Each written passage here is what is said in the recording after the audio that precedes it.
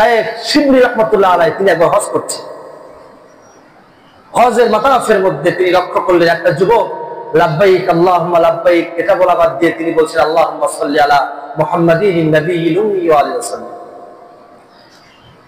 শিবলি সাদেক তাকে ডাক দিয়ে বললেন, হে যুবক, তুমি যে দরুদ পড়ছো, তুমি এখন তাওয়াফ করছো, তোমার তো এখন এটা পড়লে হবে না, তোমাকে বলতে হবে লাব্বাইক আল্লাহুম্মা লাব্বাইক। যুবক বলছে, হুজুর, আমি এই দরুদের মধ্যে যেটা পেয়েছি সেটা আর কোনো জিনিসের মধ্যে আমি পাইনি। শিবলি সাদেক বলছে, আচ্ছা তুমি কি পেয়েছো?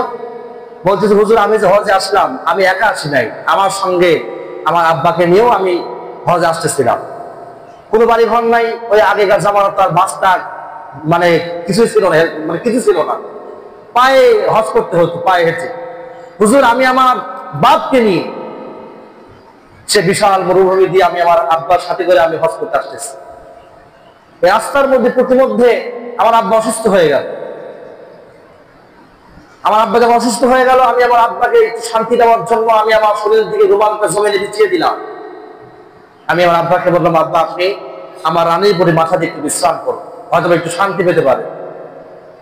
সে যুবক বলছে, হুজুর, আমি আমার আব্বাকে যখন আমার রানীর পর যখন শোয়াই দিলাম, একটু পরে দেখি আমার আব্বা দুনিয়া আসতে আর নাই, দুনিয়া থেকে বিদায় নিয়ে চলে গিয়েছে। আমি আমার আব্বাকে কেমনি দাফন করব, কেমনি লাশ ধোয়াবো, চিন্তা অস্থির হয়ে পড়লাম। আমি একা কি করবো, কেউ নাই। হুজুর, আমি চিন্তা করতে করতে, কান্না করতে করতে আমি কখন যেন আমার চোখে নিদ্রার ভাব চলে আসলো, আমি নিজেও বুঝতে পারি না। আমার চোখে একটু ঘুম চলে আসে, আমি ঘুমিয়ে পড়লাম। স্বপ্নের মধ্যে আমি দেখতেছি যে আমার পিতার লাশের কাছে একটা সুন্দর সুন্দর চেহারাওয়ালা, নূরে নুরানি চেহারাওয়ালা একজন ব্যক্তি দাঁড়িয়ে আছে। আমার আব্বার মুখের উপর থেকে রুমালটা সরিয়ে সেই নূরে নুরানি যে ব্যক্তিটা আমার আব্বার কাছে আসলো, ওই ব্যক্তিটা তার নূরওয়ালা হাত আমার আব্বার চেহারার উপরে যখন রাখলো, আমার আব্বার চেহারাটা আরো বেশি সুন্দর হয়ে গেল। সুবহানাল্লাহ। আমি সেই নূরওয়ালা ব্যক্তিকে জিজ্ঞেস করলাম, পাটা জাপটে ধরলাম, হুজুর, আমি আপনাকে চিনতে পারলাম না, আপনি কে? এই মরুভূমির মধ্যে আপনি কেমনে আসলেন? আমার আব্বা যে মারা গেছে কেউ জানে না, হুজুর, আপনি এখানে কেমনে আসলেন? আপনি কে? সে ব্যক্তি বলছে যে, তুমি আমারে চিনতে পারো নাই, আমি সাইয়্যিদুল আম্বিয়া মুহাম্মদ রাসূলুল্লাহ সাল্লাল্লাহু আলাইহি ওয়াসাল্লাম। হুজুর, আমার আব্বা যে মারা গেল আপনি কেমনে জানলেন?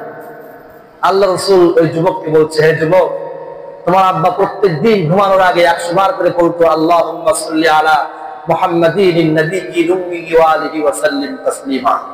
আমার প্রতি তোমার পিতা দরুদ পড়তো।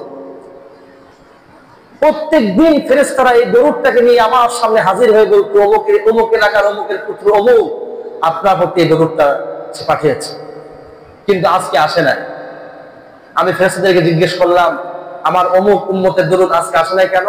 ফেরেশতারা বলল, হুজুর, অমুক আপনার সে উম্মত আর দুনিয়া নাই, দুনিয়া থেকে বিদায় নিয়ে চলে গিয়েছে। আমি সেজন্য আমার উম্মতকে দেখার জন্য আমি ছুটে চলে আসলাম।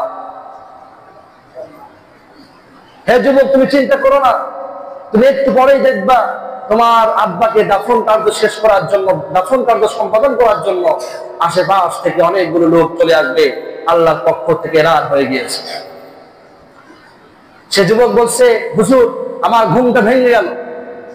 আমার ঘুমটা যখন ভেঙে গেল, আমি তাকিয়ে দেখি আমার আশেপাশে অনেক মানুষ। আমি জিজ্ঞেস করলাম যে, আচ্ছা, আমার আব্বা যে মারা গেল আপনি কেমনে জানলেন? আপনারা এটা জানলেন কেন? সবাই বলতেছে যে, বাবা, কে যেন কোথায় থেকে একটা আওয়াজ আসলো আর বলল যে এই মরুভূমির ঠিক মাঝখানে একজন আল্লাহর বান্দা, সে পৃথিবী ছেড়ে একদম চলে গিয়েছে, তোমরা সবাই গিয়ে তার অবশিষ্ট কাজটা তোমরা গিয়ে সম্পাদন করো, শেষ করো। আমরা সেজন্য এখানে আসলাম। যুবকটা ডাক দিয়ে বলে, হুজুর, শায়েখ শিবলি, হুজুর, আমি সেজন্য এই দরুদের আমল বাদ দিচ্ছি না। আপনি প্রতিনিয়ত ঘুমানোর আগে ওযু করে ঘুমান, 70 বার করে কমপক্ষে আস্তাগফিরুল্লাহ পাঠ করুন, 100 বার করে আপনি দরুদ পড়ুন। বিশ্বনবীর সঙ্গে সাক্ষাৎ না করাইয়া আল্লাহ পাক আপনার দুনিয়া থেকে নেবে না। এই আমলটা করবেন, হারাম থেকে বেঁচে থাকবেন। হারাম কখনো প্রশ্রয় দিবেন না, হারাম খাবেন না। কোনো সময় আপনার অঙ্গ প্রত্যঙ্গ দিয়ে হারাম কোনো কাজ করবেন না, জবান দিয়ে মিথ্যা কথা বলবেন না, কাউকে ধোঁকা দিবেন না, ওযু অবস্থা থাকবেন। আল্লাহর আরশ ছেড়ে আপনার প্রতি আল্লাহর রহমত অবতীর্ণ হবে।